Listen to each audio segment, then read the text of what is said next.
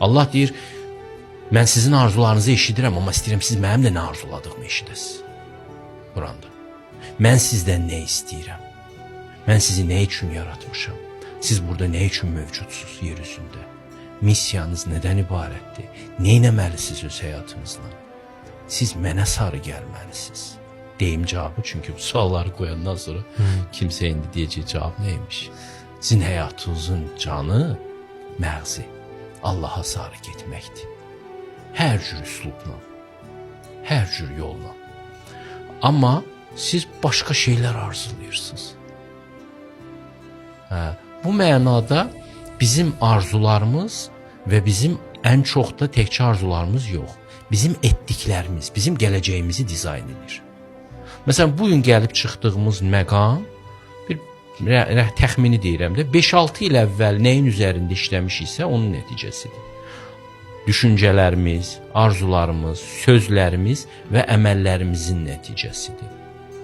Allah bu həyatı bizim üçün dizayn edib, çünki biz buna doğru gəlmişik və buna da layiq olmuşuq, aşağı yuxarı, indi onu bizə göstərir. Baxım görüm özünüzü necə aparacaqsınız. Bugün düşündükləriniz, etdikləriniz, dedikləriniz sizin gələcək həyatınızı dizayn edir. Başa düşürsünüz? Və həyatı dizayn eləməkdə ən önəmli şey də nədir ki, Quranın hər səhifəsində bu deyilir, Bhagavad Gita'da da deyilir, Dhammapada'da da deyilir, İncildə də deyilir.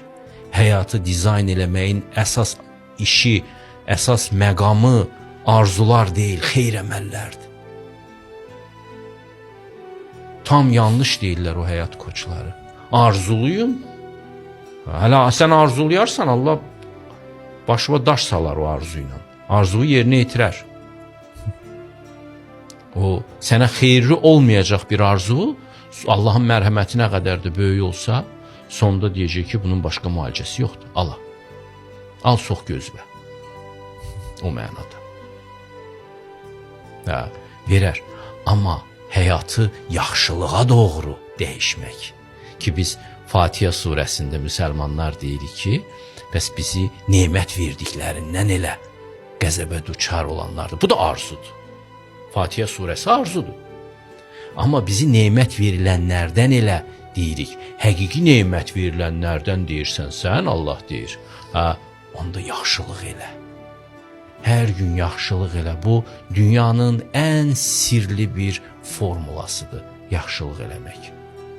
Yaxşılıq eləyirsən, həm keçmişə təsirin var, keçmişdəki günahları təmizləyirsən, həm bugünün fərahlanır, gələcəyin də işıqlı olur. Bax, həyatı dizayn eləmə vasitəsi xeyr əməllərdir, arzular yox. O koçlara inanmayın, onlar cəhənnəmə səsləyirlər.